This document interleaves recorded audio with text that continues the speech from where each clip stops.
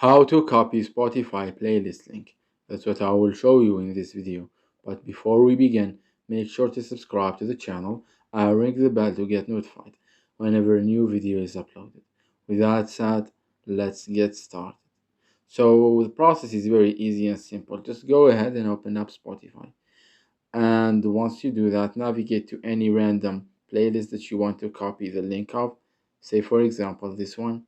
Once you are there, on the middle of the screen on the left, you will see three dots icon. Click on it. And from there, click on share.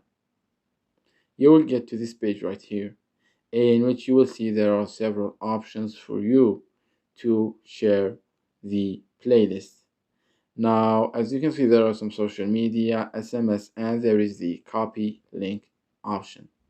So what you need to do is you need to just click on the copy link option, and once you do that, the link will be copied for you to share.